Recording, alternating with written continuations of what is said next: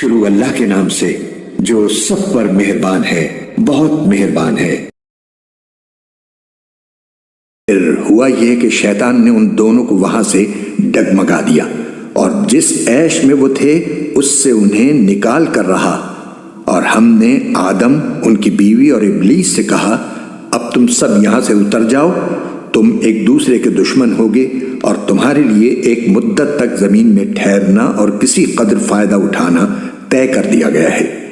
پھر آدم نے اپنے پروردگار سے توبہ کے کچھ الفاظ سیکھ لیے جن کے ذریعے انہوں نے توبہ مانگی، چنانچہ اللہ نے ان کی توبہ قبول کر لی۔ بے شک وہ بہت معاف کرنے والا، بڑا مہربان ہے۔ ہم نے کہا اب تم سب یہاں سے اتر جاؤ، پھر اگر میری طرف سے کوئی ہدایت تمہیں پہنچے تو جو لوگ میری ہدایت کی پیروی کریں گے ان کو نہ کوئی خوف ہوگا اور نہ وہ کسی غم میں مبتلا ہوں گے، اور جو لوگ کفر کا ارتکاب کریں گے اور ہماری آیتوں کو جھٹلائیں گے وہ دوزخ والے لوگ ہیں جہاں وہ ہمیشہ رہیں گے۔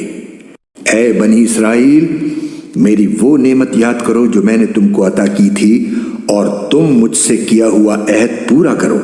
تاکہ میں بھی تم سے کیا ہوا عہد پورا کروں، اور تم کسی اور سے نہیں بلکہ صرف مجھی سے ڈرو۔